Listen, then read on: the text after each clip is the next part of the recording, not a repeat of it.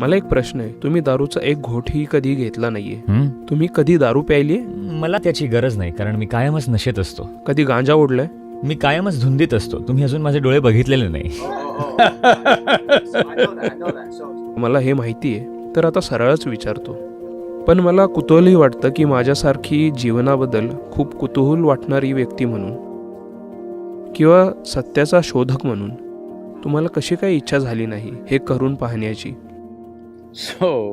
तर पहा, तुम्ही एका ठराविक समाजामध्ये आहात. तुम्हाला वाटतं की शोध घेण्याचा हा एकमेव मार्ग आहे. मी लहानपणापासून स्वतःला असं ठेवलं की मी कायम खात्री केली की मी कशानेच प्रभावित होणार नाही. मग ते माझ्या भोवताली जो काही धर्म असू दे, कुटुंब असू दे, समुदाय असू दे, जी काही राजकीय परिस्थिती असू दे, मी खात्री केली की त्या कुठल्याच गोष्टींचा माझ्यावर परिणाम होणार नाही. मी लोकांना हे सांगत राहतो की हे पहा, मी पूर्णपणे अशिक्षित आहे. त्यांना वाटतं की अशिक्षित म्हणजे शाळा कॉलेजला न जाणं. तसं नाही. अशिक्षित म्हणजे कुणाच्याही कुठल्याही मार्गांचं अनुसरण केलं नाही. तुम्ही आहात तसेच आहात, जीवनासारखे. कारण तुम्ही जीवन आहात. बाकी सगळ्या तुम्ही मानलेल्या गोष्टी आहेत. जर तुम्ही स्वतः जे जीवन आहात त्याचं स्वरूप अनुभवलं असेल आणि ह्या जीवनाचा स्रोत जो तुमच्या आतच उपस्थित आहे, मग का तुम्ही पानं आणि गवत उपटत राहाल? तुम्हाला कुतूहलही वाटत नाही? जे तुम्हाला गांजामधून माहिती आहे त्याच्या लाखपट मला माझ्या आतल्या अनुभवातून माहिती आहे. मग का मला अशा कुठल्या गोष्टीबद्दल कुतूहल वाटेल? तुम्ही आता रोज टेडी बेअर बरोबर खेळता का? का तुम्हाला त्याबद्दल कुतूहल नाही वाटत? लहान मुलाला त्याची इतकी आवड आहे. मी त्या वयातून गेलोय, मी ते अनुभवलंय. तेच तर, तुम्ही लहान होता तेव्हा ते घडलं, बरोबर? बरोबर. तर मी म्हणतोय, मी 4.5 वर्षांचा असतानाच मोठा झालो. मी सुद्धा तुमच्यासारखा जीवनाचा शोध घेणारा एक व्यक्ती आहे. आणि मला असं वाटत होतं की मी हे जाणल्याशिवाय मरू शकणार नाही, की एखाद्या ड्रगचा माझ्या मेंदूवर काय परिणाम होतो. मला पटलंच नाही.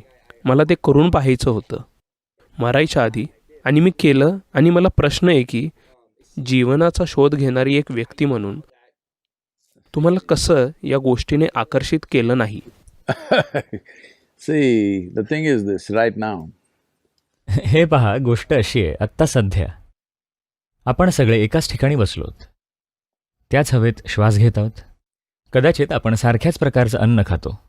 पण ह्या क्षणी माझ्या आत जे काही घडतंय, मी जसा आहे, मी हे विश्वातल्या कुठल्याही गोष्टीसाठी बदलणार नाही. तुम्ही मला संपूर्ण जग दिलत तरी मी ह्याचा सौदा करणार नाही. हे इतकं मोठं आहे. जर असं काही तुमच्या आत घडत असेल तर तुम्ही जाऊन गवत उपटणार नाही, एवढंच मी म्हणतो. म्हणजे मला कुतूहल आहे, कारण माझ्यात काहीतरी कमी आहे. नाही, जर गांजा किंवा इतर कशाने तुम्हाला काही अनुभव आला असेल तर तुम्ही हे समजलं पाहिजे की गांजा काही अनुभवू शकत नाही, तुम्ही अनुभव करता.